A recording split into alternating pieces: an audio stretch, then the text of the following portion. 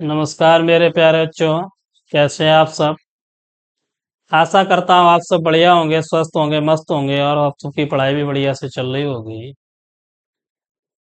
तो आज एक और नए वीडियो में हम लेके आए हैं आपकी कक्षा 10 की विज्ञान में, जो आपका जीव विज्ञान, जिसमें हमने जैव प्रक्रम फर्स्ट, जैव प्रक्रम लाइफ प्रोसेस आप सभी पढ़ रहे हैं, उसका एक वीडियो हमने पहले से ही अपलोड कर रखा है, जो जिसमें आपको हमने पोषण में आपको जैविक या जीवन प्रक्रियाएं बताई थी।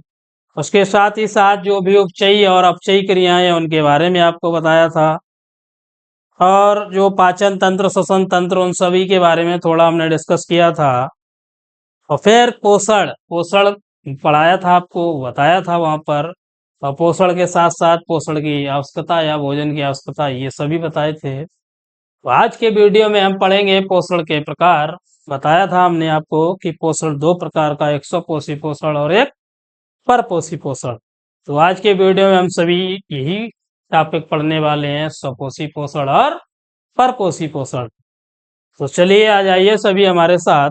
और जो भी हमारे चैनल पर नए हैं, जो नया वीडियो देख रहे हैं, आपको हम बता दें कि आपकी सुविधा के लिए आपके अपने channel perfect coaching centre maths पर जो भी पिछले वीडियो आपके रसायन विज्ञान और भौतिक विज्ञान के हैं, उन सभी की हमने एक प्लेलिस्ट बना रखी है।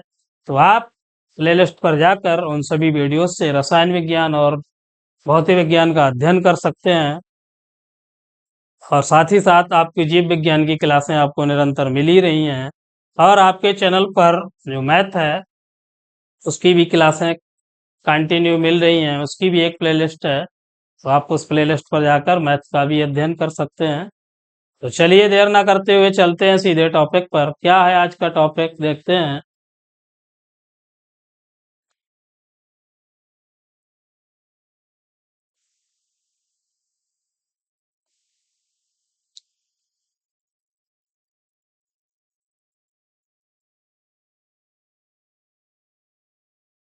पोषण के प्रकार।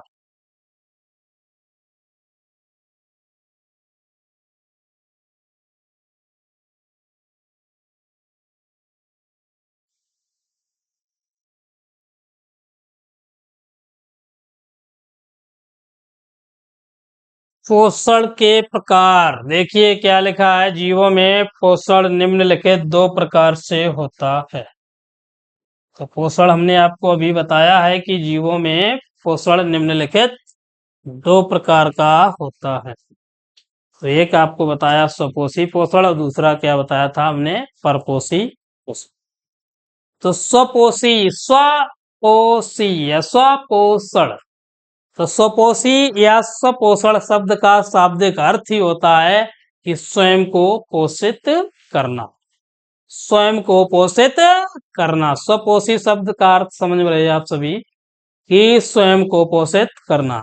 आप स्वयं को पोषित करना, जैसे आपके हरे पेड़ पौधे हैं, तो कार्बन डाइऑक्साइड और जल से प्रकाश तथा पर्णरिम, क्या क्या बताया, कार्बन डाइऑक्साइड और जल से प्रकाश, सूर्य का प्रकाश जो है, तथा पर्णरिम की उपस्थिति में प्रकाश संश्लेषण, फोटोसिंथेसिस, तो प्रकाश संश्लेषण क्रिया द्वारा अपने भोज्य पदार्थों का निर्माण स्वयं करते, तो अपने भोज्य पदार्थों का निर्माण स्वयं करते हैं। तो इस प्रकार वे जीव जो अपने भोजन का निर्माण स्वयं करते हैं, ध्यान रखना है स्वपोषी पोषण कि वे जीव जो अपने भोजन का निर्माण स्वयं करते हैं, किसी दूसरे के ऊपर निर्भर नहीं रहते हैं, कि वे जीव जो अपने भोजन का निर्माण स्वयं करते हैं, स्वपोषी पोषण कहलाता है या स्वपोषी कहलाते हैं। तो पृथ्वी पर पाए जाने वाले अधिकांश पेड़ पौधे, पृथ्वी पर पाए जाने वाले अधिकांश पेड़ पौधे स्वपोषित होते हैं। तो स्वपोषित पौधे अपना भोजन स्वयं बनाते हैं। जो भी स्वपोषित पौधे हैं आपके, वो अपना भोजन स्वयं बनाते हैं। तो भोजन संश्लेषण के आधार पर जो पौधे हैं आपके, वो दो प्रकार के होते हैं। एक होता है प्रकाश संश्लेषी और दूसरा होता है आपका रसायन संश्लेषी। तो प्रकाश संश्लेषी और रसायन संश्लेषी में अंतर क्या है, तो जो अधिकांश पौधे तथा कुछ जीवाणु पर्णहरित तथा प्रकाश की उपस्थिति में पर्णहरित और प्रकाश की उपस्थिति में जो वायुमंडल से आपकी कार्बन डाइऑक्साइड और मृदा से जल का या मृदा से जल लेकर भोजन का निर्माण करते हैं। इस क्रिया में क्या होता है? ऊर्जा का उपयोग होता है। किसका? ऊर्जा का उपयोग। तो जो आपके प्रकाश संश्लेषी हैं, हमने बताया कार्बन डाइऑक्साइड, मृदा से जल लेते हैं, सूर्य का प्रकाश और पर्णहरित की उपस्थिति में अपना भोजन स्वयं बनाते हैं। और इस अभिक्रिया में क्या होता है? ऊर्जा का उपयोग होता है। और जो आपका रसायन संश्लेषी है, तो लिखा देखिए कि रसायन संश्लेषी जो कुछ जीवाणु आपके होते हैं, वे पानी की अपेक्षा विभिन्न प्रकार के रसायन या विभिन्न प्रकार के रसायनों की ऊर्जा का उपयोग कर खाद्य संश्लेषण करते हैं। और रसायन तो आप सभी जानते हैं, विभिन्न प्रकार के रसायन पाए जाते हैं, तो ऊर्जा का उपयोग करके खाद्य पदार्थों का संश्लेषण करते हैं। और इस क्रिया को इस क्रिया में पर्णहरित की अनुपस्थिति होती है। जो आपका क्लोरोफिल होता है उसमें उसमें अनुपस्थिति रहती है। तो जो क्लोरोफिल है उसकी अनुपस्थिति, और जैसे नाइट्रिक कारक जीवाणु है आपका और सल्फर जीवाणु, ये सभी कैसे हैं? रसायन संश्लेषी हैं। तो देखिए स्क्रीन पे आप सभी देख रहे हैं, लिखा है पोषण के प्रकार। तो जीवों में पोषण आप बताया आपको हमने निम्नलिखित 2 प्रकार से होता है। पहला आपका स्वपोषी पोषण। अभी स्वपोषण शब्द का हमने आपको शाब्दिक अर्थ बताया था कि स्वयं को पोषित करना, स्वयं को पोषित करना। तो जैसे लिखा है, हरे पादप कार्बन डाइऑक्साइड और जल से प्रकाश तथा पर्णहरित जो क्लोरोफिल है आपका, पर्णहरित की उपस्थिति में प्रकाश संश्लेषण क्रिया द्वारा अपने भोज्य पदार्थों का निर्माण स्वयं कर लेते हैं। स्वयं कर लेते हैं। तो इस प्रकार देखिए परिभाषा यहाँ से आपकी कि वे जीव जो अपने भोजन का निर्माण स्वयं करते हैं, स्वपोषी कहलाते हैं। वे जीव जो अपने भोजन का निर्माण स्वयं करते हैं, स्वपोषी कहलाते हैं। तो पृथ्वी पर पाए जाने वाले अधिकांश पौधे स्वपोषित होते हैं। हमने बताया कि पृथ्वी पर पाए जाने वाले अधिकांश पौधे स्वपोषित होते हैं और स्वपोषित पौधे अपना भोजन स्वयं बनाते हैं। भोजन संश्लेषण के आधार पर ये पौधे 2 प्रकार के होते हैं। पहला एक आपको बताया था अभी, प्रकाश संश्लेषी, और दूसरा रसायन संश्लेषी। प्रकाश संश्लेषी और रसायन संश्लेषी। तो प्रकाश संश्लेषी में बताया कि अधिकांश पौधे तथा कुछ जीवाणु पर्णहरित जो क्लोरोफिल है, पर्णहरित तथा प्रकाश की उपस्थिति में वायुमंडल से कार्बन डाइऑक्साइड तथा मृदा से जल लेकर भोजन का निर्माण करते हैं। इस क्रिया में ऊर्जा का उपयोग होता है। किसका? ऊर्जा का उपयोग होता है। दूसरा पॉइंट है आपका रसायन संश्लेषी। तो कुछ जीवाणु पानी की अपेक्षा विभिन्न प्रकार के रसायनों की, तमाम प्रकार के रसायन आते हैं, तो उन रसायनों की ऊर्जा का उपयोग करके खाद्य संश्लेषण करते हैं। क्या? खाद्य संश्लेषण करते हैं। तो यह क्रिया जो है आपकी रसायन वाली, वो पर्णहरित की अनुपस्थिति में होती है, क्लोरोफिल की अनुपस्थिति में। तो पर्णहरित की अनुपस्थिति में होती है, जैसे आपका है नाइट्रिक कारक जीवाणु और सल्फर जीवाणु इत्यादि। नाइट्रिक कारक जीवाणु और सल्फर जीवाणु इत्यादि। तो चलिए नेक्स्ट देखते हैं अगला टॉपिक।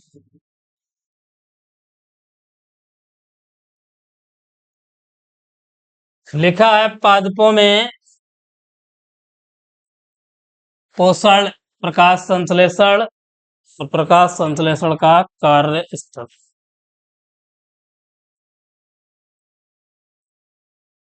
तो पादपों में पोषण या प्रकाश संश्लेषण महत्वपूर्ण क्रिया है आपकी। काफी बार एग्जाम में पूछी जा चुकी है कि प्रकाश संश्लेषण होता क्या है या पेड़ पौधों में पोषण किस प्रकार होता है। तो जो आपकी प्रकाश संश्लेषण अभिक्रिया है कि वह जैव रासायनिक क्रिया, वह जैव रासायनिक क्रिया जिसमें हरे पादपों के हरे भाग में उपस्थित जो हरे पेड़ पौधे हैं उनके हरे भाग में उपस्थित क्लोरोप्लास्ट कामा सौर ऊर्जा ग्रहण करके वायु द्वारा ली गई कार्बन डाइऑक्साइड कामा मृदा में उपस्थित जल के द्वारा स्वयं के लिए भोजन का निर्माण करते हैं तथा जो ऑक्सीजन है आपकी वो सह उत्पाद बाई प्रोडक्ट के रूप में निष्कासित होती है। इस अभिक्रिया को हम बोलते हैं प्रकाश संश्लेषण अभिक्रिया। क्या बोलेंगे? प्रकाश संश्लेषण अभिक्रिया। आप ये आपको क्रिया के माध्यम से बताएंगे जिसमें आपका ग्लूकोज, कार्बन डाइऑक्साइड और जल ये उत्पाद होता है। तो देखिए समीकरण इसका,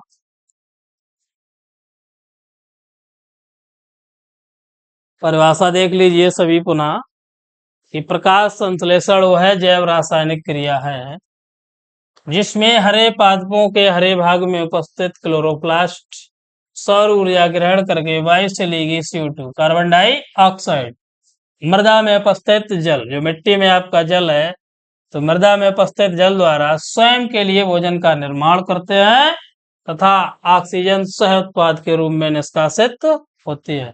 तो यह अभिक्रिया बोली जाती है आपकी प्रकाश संश्लेषण अभिक्रिया।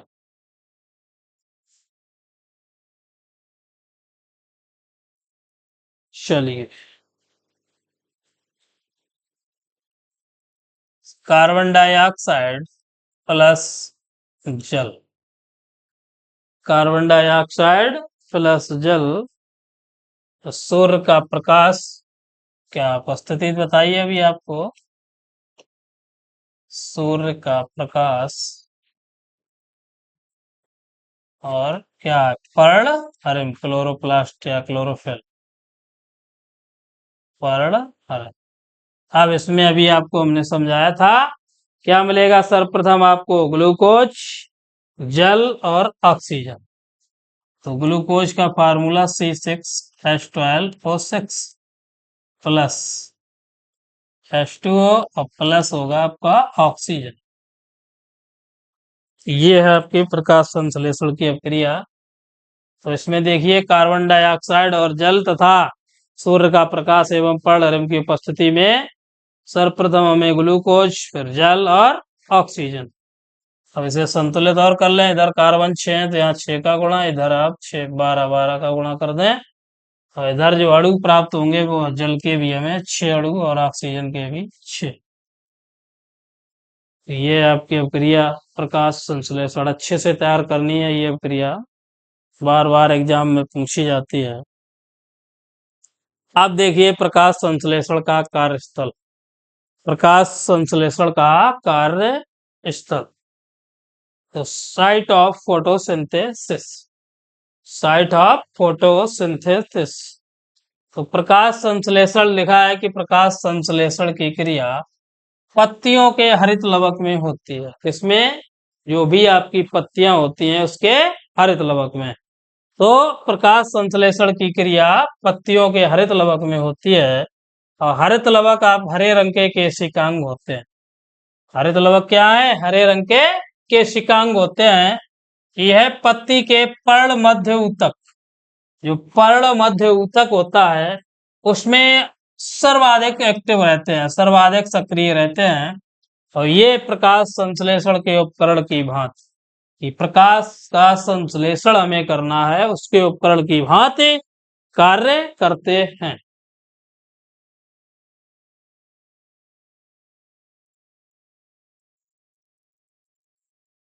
पत्ती तो आप सभी जानते ही हैं, देखिए पेड़ पौधों की पत्ती। अब देखिए यहाँ पे है आपकी पत्ती की बाह्य संरचना।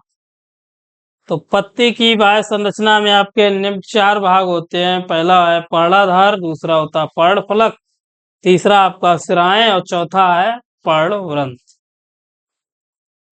तो जो आपका पर्णाधार भाग है उसमें लिखा है, देखिए पर्णाधार भाग आप स्क्रीन पे देख रहे हैं कि पत्तियां तने से पर्णाधार द्वारा लगी होती हैं। जो तना होता है पौधे का, तो पत्तियां तने से पर्णाधार द्वारा लगी होती है। तने में जो भी आपकी पत्तियां इधर डिवाइड होती हैं इधर उधर, तो वो किसके द्वारा लगी होती हैं? पर्णाधार के द्वारा, पर्णाधार, पर्णाधार द्वारा लगी होती हैं। और जो है आपका लेग्यूमिनोसी के सदस्यों में पत्तियों का जो पर्णाधार होता है वो कैसा होता है? फूला हुआ। कैसा होता है? फूला, और जिसे हम क्या नाम देते हैं? पल्वीनस। क्या है? पल्वीनस। तो ध्यान रखना है, लेग्यूमिनोसी के सदस्यों में पत्तियों का पर्णाधार कैसा होता है? फूला हुआ होता है, और जिसे हम कहते हैं पल्वीनस। आप पेड़ देखिए, जैसे पत्तियां आपकी केसिया, छुई मुई और सेम इत्यादि बहुत से पौधे हैं। छुई मुई देखी है सभी ने, सेम का भी पौधा देखा है, केसिया न देखी हो तो ये तो आप जानते हैं, छुई मुई और सेम। दूसरा है आपका 2 नंबर पे, जो पहली संरचना पे हमने बताया पर्णाधार, दूसरा है आपका पर्णफलक। तो पर्णफलक यह पत्ती का चौड़ा तथा चपटा, चौड़ा तथा चपटा भाग होता है, और इसके मध्य में एक सिरा होती है। यह भोजन बनाने का कार्य करती है। तो यह पत्ती का चौड़ा तथा चपटा भाग होता है, इसके मध्य में एक मध्य सिरा होती है, यह भोजन बनाने का कार्य करता है। तो कर लीजिए जल्दी से नोट्स, नोट्स साथ साथ बनाते चलें, क्योंकि आने वाले आपके बोर्ड एग्जाम के लिए ये नोट्स बहुत ही महत्वपूर्ण हैं, तो इसलिए नोट्स आप सभी बनाते चलें।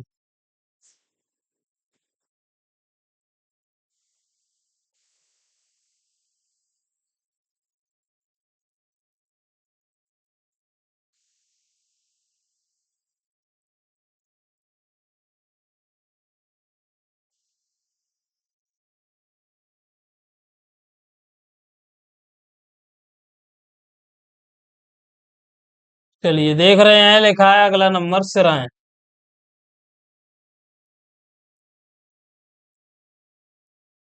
तो सिराएं देखिए, पर्णफलक के मध्य में जो आपका पर्णवृंत से जुड़ी, पर्णफलक के मध्य में पर्णवृंत से जुड़ी एक रेखा आधार भाग से शिखाग्र तक जाती है, आधार से शिखाग्र तक जाती है, उसे बोलते हैं हम सिरा। आधार से लेके और शिखर तक, उसे क्या बोलेंगे हम? शिखा, वो सिरा, सॉरी सिरा। और यह सिरा का काम क्या है? जल आपूर्ति का कार्य करता है। तो जो सिराएं हैं आपकी, वो पर्णवृंत से जुड़ी एक आधार भाग से शिखाग्र तक जाती है, और उसे हम बोलते हैं सिरा। यह जल आपूर्ति का कार्य करते हैं। लास्ट चौथा पॉइंट रहेगा आपका पर्णवृंत। तो यह पत्ती का व्रंत ही बोला जाता है, पर्णवृंत। पत्ती का व्रंत पर्णवृंत कहलाता है। अब देखिए पत्ती की आंतरिक संरचना, पत्ती की आंतरिक संरचना। तो पत्ती की आंतरिक संरचना देखिए, आंतरिक संरचना के अंतर्गत जो आपकी बाह्य त्वचा है और निचली बाह्य त्वचा है, रंध्र है, कोशिकाएं हैं, ये सभी, और द्वार कोशिकाएं। तो देखिए जो आंतरिक संरचना के अंतर्गत जो आपको भाग बताए हमने, पहला भाग है आपका बाह्य त्वचा। लिखा आई है एक कोशिकीय परत की बनी पर्ण। एक कोशिकीय परत की बनी पर्ण की वह त्वचा होती है, जो पत्ती आपकी उसकी वह त्वचा होती है। उसके कितने भाग होते हैं? 2 भाग होते हैं। कितने? 2। तो पहला है आपका ऊपरी बाह्य त्वचा। तो यह जो मृद ऊतक होता है आपका, तो मृद ऊतक कोशिकाओं की बनी सबसे बाहरी एक कोशिकीय परत है। इसमें ऊपर की ओर उपत्वचा होती है। तो ऊपरी बाह्य त्वचा में हरित लवक तथा रंध्र कम या बिल्कुल अनुपस्थित होते हैं। कम होते हैं या बिल्कुल अनुपस्थित होते हैं। आगे है आपका निचली बाह्य त्वचा। तो यह मृद ऊतक की एक कोशिका मोटी रंध्र युक्त परत है। कैसी है? कोशिका मोटी रंध्र युक्त परत है, जो लोअर एपिडर्मिस है आपकी। लोअर एपिडर्मिस, क्या बताया हमने आपको कि यह मृद ऊतक की एक कोशिका मोटी रंध्र युक्त परत है। अब है आपका रंध्र और द्वार कोशिकाएं। तो stomata stomata and guard sales.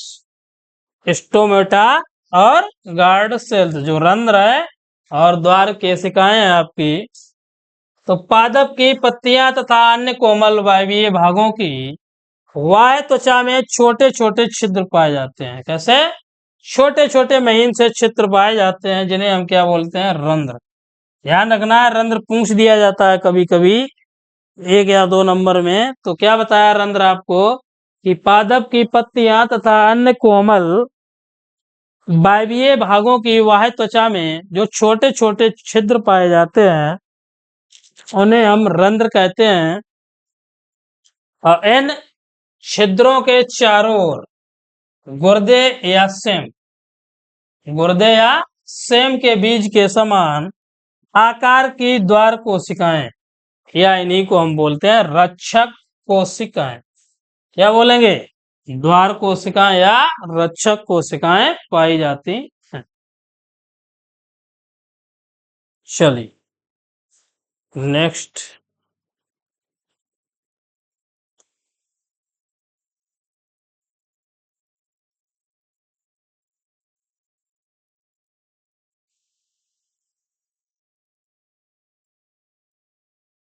हरित लवक। अब हरित लवक क्या है आपका? तो देखिए, ये हरे रंग के होते हैं। कैसे? हरित लवक के नाम से ही समझ में आ रहा होगा। ये कैसे होते हैं? हरे रंग के होते हैं। यह पत्ती की कोशिकाओं, पत्ती की जो कोशिकाएं होती हैं, पत्ती की कोशिकाओं तथा पौधों के अन्य हरे वर्गों की कोशिकाओं में पाए जाते हैं। जो भी हरे वर्ग की कोशिकाएं पाई जाती हैं उन सभी में आपका हरित लवक पाया जाता है। जो क्लोरोप्लास्ट है उन सभी में पाया जाता है। और कोशिकीय संरचना में केंद्रक को छोड़कर सबसे बड़े केशिकांग होते हैं। हरित लवक जो है आपके, वो सबसे बड़े केशिकांग होते हैं। तो भाई स्क्रीन पे देख रहे हैं आप, लिखा है ये हरे रंग के होते हैं। यह पत्ती की कोशिकाओं तथा पौधे के अन्य हरे भागों की कोशिकाओं में पाए जाते हैं। और कोशिकीय संरचना में केंद्रक को छोड़कर ये सबसे बड़े कोशिकांग होते हैं। केंद्रक को छोड़कर ये सबसे बड़े कोशिकांग होते हैं। और इनका बाहरी भाग कैसा होता है? द्विस्तरीय झिल्ली से घिरा होता है तथा इनकी गुहा में द्रव भरा होता है, जिसे हम क्या बोलते हैं? स्ट्रोमा कहते हैं। ये पॉइंट याद रखना है शब्द, स्ट्रोमा कहते हैं। स्ट्रोमा में कई सतत तथा असतत, कॉन्टिन्यूअस और डिसकॉन्टिन्यूअस पटलिका पाई जाती हैं। अनेक स्थानों पर झिल्लियां एक दूसरे पर इस प्रकार व्यवस्थित रहती हैं जिसमें विभिन्न संरचनाएं ग्रेना का निर्माण होता है। क्या है? विभिन्न संरचनाएं आपकी ग्रेना का निर्माण होता है। तो ये रहा आपका हरित लवक।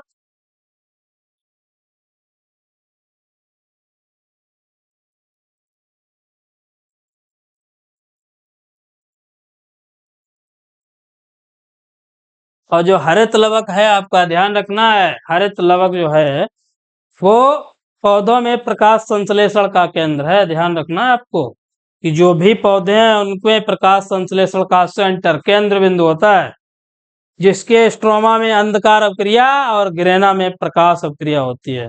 स्ट्रोमा में कौन सी बताई हमने? अंधकार अपक्रिया, और ग्रेना में प्रकाश अपक्रिया होती है। ध्यान रखना है, स्ट्रोमा में कौन सी है? अंधकार अपक्रिया, और ग्रेना में आपकी कौन सी है? प्रकाश अपक्रिया। इस अपक्रिया में किसका निर्माण होगा? कार्बोहाइड्रेट। किसका? कार्बोहाइड्रेट। और कार्बोहाइड्रेट बता चुके हैं आपको कि कार्बन का हाइड्रोजन और ऑक्सीजन से बने यौगिक क्या बोले जाते हैं? कार्बोहाइड्रेट। चलिए अब देखिए, अगला टॉपिक है प्रकाश संश्लेषण की क्रिया विधि। तो मैकेनिज्म ऑफ फोटोसिंथेसिस। तो प्रकाश संश्लेषण की क्रिया विधि, जिसमें आपकी प्रकाशिक या हेल अपक्रिया, भाई नेम पूछ दी जाती है। प्रकाशिक या हेल अपक्रिया, वेरी वेरी इंपॉर्टेंट है आपका ये टॉपिक। प्रकाश संश्लेषण की क्रिया विधि में प्रकाशिक या हेल अपक्रिया, तो इस अपक्रिया का अध्ययन सर्वप्रथम रॉबर्ट हिल किसने किया? रॉबर्ट हिल नामक वैज्ञानिक ने किया था, इसलिए इसे हिल अपक्रिया भी कहते हैं। ध्यान रखना है, हिल अपक्रिया किस लिए कहते हैं कि इस अपक्रिया का अध्ययन सर्वप्रथम जो वैज्ञानिक है आपके रॉबर्ट हिल, तो रॉबर्ट हिल नामक वैज्ञानिक ने किया था, इसलिए इसे हम हिल अपक्रिया कहते हैं। यह अपक्रिया जो आपका हरित लवक बताया है, हरित लवक के ग्रेना में पर्ल हरिम जो क्लोरोफिल है, पर्ल हरिम की सहायता में या पर्ल हरिम की सहायता से प्रकाश की उपस्थिति में संपन्न होती है। इसमें प्रकाश की उपस्थिति में संपन्न होती है। तो फर्स्ट है आपका कि सूर्य का प्रकाश अवशोषित कर, जो सूर्य का प्रकाश है उसे अवशोषित करके हरित लवक के ग्रेनम में उपस्थित पर्ल हरिम कैसे हो जाते हैं आपके? सक्रिय हो जाते हैं। पर्ल हरिम जब सक्रिय हो जाएंगे तो आपका एडीपी से एटीपी का निर्माण होता है। अब एडीपी से एटीपी का निर्माण होता है, तो एडीपी क्या है आपका? एडीपी, एडीपी है आपका, ये फुल फॉर्म याद रखना, एडेनोसिन डाइफॉस्फेट, एडेनोसिन डाइफॉस्फेट। और एटीपी जो है आपका एडेनोसिन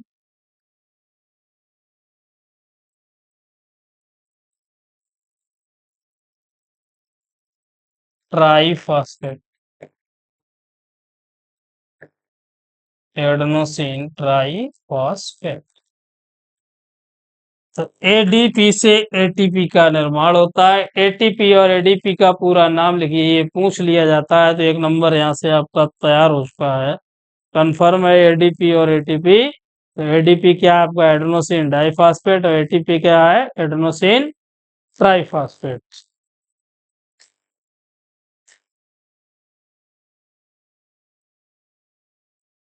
चलिए, नोट हो गया। तो आज के वीडियो में बस इतना ही। मिलेंगे अगले वीडियो में, जिसमें अभी आपकी हेल अपक्रिया शेष है, जिसके 3 पॉइंट और बताए जाएंगे। इसके बाद में जो अप्रकाशिक अपक्रिया या हेल कैल्विन चक्र बोला जाता है, कैल्विन चक्र, तो उसके बारे में हम अध्ययन करेंगे। तो आज की वीडियो में बस इतना ही। अगर वीडियो अच्छा लगे तो प्लीज लाइक तो बनता ही है, दोस्तों को शेयर करें, और अगर आप हमारे चैनल पर नए हैं तो चैनल को सब्सक्राइब करें। जय हिंद, जय भारत।